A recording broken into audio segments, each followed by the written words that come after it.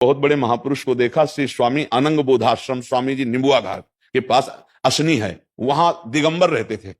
पर जैसे कोई जा रहा ना, वो खेती करने वाले जो गंगा किनारे करते हैं फलों की खेती, क्यारी बना के बारी लगा के, तो ऐसे ए भैया रुको, दिगंबर धर्म सम्राट करपात्री जी जिनकी दंडवत करते, वो महापुरुष एक खेती करने वाले के पीछे 100 कदम चलते।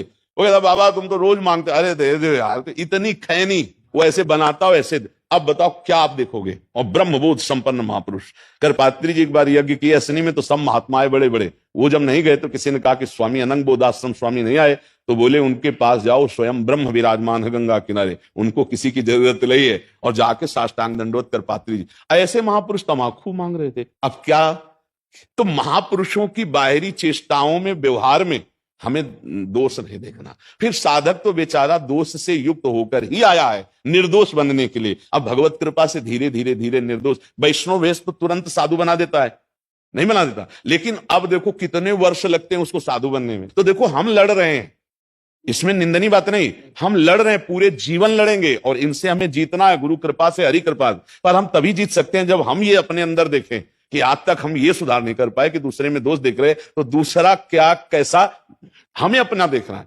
पूरा जीवन साधु का युद्धमय होता है, हम एक एक वृत्ति को सुधारते हैं। और इसके बाद अगर महापुरुषों और संतों को देखो तो उन्होंने अपने दोषों का वर्णन किया है।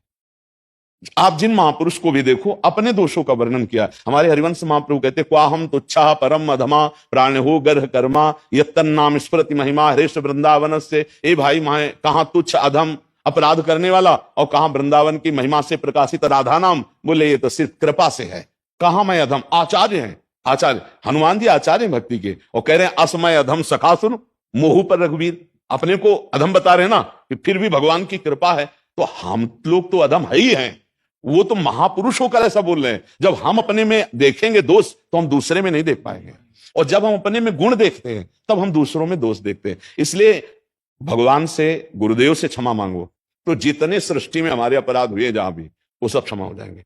गुरुदेव के चरणों में बैठकर उनसे प्रार्थना करो कि मैं थोड़ा परेशान हूं, हमें पता नहीं चल पाता कहां अपराध बन गया है। तो गुरुदेव अखंड मंडलाकारम व्याप्तम चराचरम, सबके हृदय में विराज, और गुरु क्षमा कर दे, फिर किसी के, हाँ फिर सबका क्षमा हो जाता है। तो ऐसे हम कहां तक ढूंढेंगे, तो गुरुदेव के चरणों में बैठकर प्रार्थना करो। और ये एक नियम बना लो महाराज आज से कि वाणी से हम किसी की निंदा नहीं करेंगे। अगर हमारे मन में आ जाता है ना कि ये गलत है तो हम उसकी उपेक्षा करेंगे, पर वाणी से नहीं बोलेंगे। अगर वाणी से बोल दिए तो अपराध लगता है। ऐसे मतलब ऐसे तो दिखाई देता है ना, जब गलत कर रहे तो दिखाई नहीं दे रहा, पर हम निंदा नहीं करेंगे क्योंकि हमारा साधु स्वरूप है, हमारा अपने मार्ग में खुद हमको ठीक होना है। अगर हम किसी की दोष वृत्ति देखेंगे तो वो दोष हमें आ ही जाएगा। हमें लगता है इसलिए बचना चाहिए गुरुदेव की कृपा से, और सबके प्रति भगवत भाव रखना चाहिए। हाँ अपना जैसे कोई मित्र है, शिष्य है, अपना परिकर का है, हमें दोष दिखाई देता है तो प्रार्थना करते हैं, भाई गुरुजी ने कहा था और सत्संग में सुना है, ये जो आप चल रहे हो थोड़ा गलत है, इसका सुधार कर लो। उससे कहने में कोई दोष नहीं, लेकिन उसके पीछे कहने में वो निंदा हो जाती। जैसे हमें आप गलत दिखाई दे रहे हो तो हम आपसे अकेले में मिलकर प्रार्थना करें कि देखो भाई आप अपना सुधार करो, इसमें दोष नहीं लगेगा। अगर आप गए और फिर कहा देखा बड़ा भगत बोलता है ऐसे ऐसे, अब चौपट हो जाएगा। सामने अपने मित्र के या सामने अपना कोई पन है और हमें दोष दिखाई देता है तो हम उससे बात कर लें तो कोई बात नहीं है, लेकिन उसके पीछे उसकी जो बात हुई वो जो निंदा होती है उसको फिर ना करना चाहिए। पिता को, संत को, गुरु को यह अधिकार है कि वो अपने पुत्र पर या समाज पर या शिष्य पर दोष दर्शन करके उसका सुधार करे। ये भाई सुनो तुम गलत करते हो, ये तुम्हें छोड़ना चाहिए। लेकिन ये गलत करता है अगर 4 लोगों से आप कह रहे हैं, फिर वो निंदा हो जाएगी। तो इस पर विचार करके हम भगवद आश्रित जन हैं और भगवान सब क्षमा करते हैं, हमें आगे बढ़ना चाहिए। भगवान के मार्ग में चलने वाले साधक से त्रुटियां हो सकती हैं।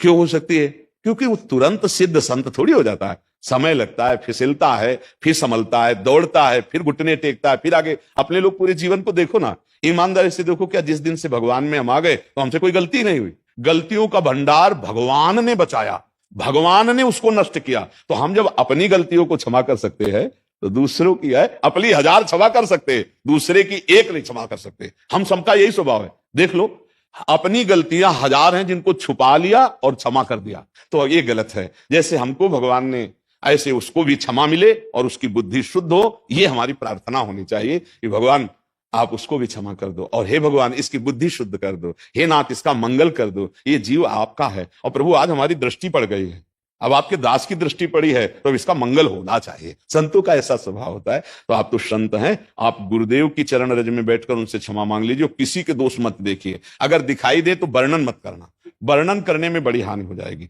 भैया भगवान जो जैसे चला रहे माया कर चले, हमें अपना सीधा मार्ग। तृणादपि सुनीचेन तरोरियु सहिष्णुना अमानिना मान देन कीर्तनीया सदा हरि। सबसे छोटे बन के रहे तो माया प्रश्न नहीं करेगी, निकल जाओगे। थोड़ा बड़े बनने की कोशिश करोगे तो प्रश्न आ जाएंगे माया के, और माया के प्रश्न से मायाधीश छुड़ा ले तो छुड़ा लेने अच्छे अच्छे। शिव विरंचिका मोहई को है बपुरान। इसलिए हम लोग तो कुछ है ही नहीं ना। हाँ, मेरे से अपराध हुआ कि मैं क्षमा भी मांगे आए, पर चर्चा जरूर। वो चक्कर क्या हुआ महाराज जी, कुछ ऐसा कार्य हुआ उसे हम इस विषय में नहीं जाते। इस विषय में देखते हैं कि यदि हमें भगवत प्राप्ति करनी है तो हमको सहना पड़ेगा, हमको सहना पड़ेगा। सहत सहत बाढ़े भगत ग्रहतन गुरु हितगार। अपने को सहनशील, आशय उदार, धीरज सहित विवेकी, क्योंकि भगवान उसको प्रेरित करेंगे।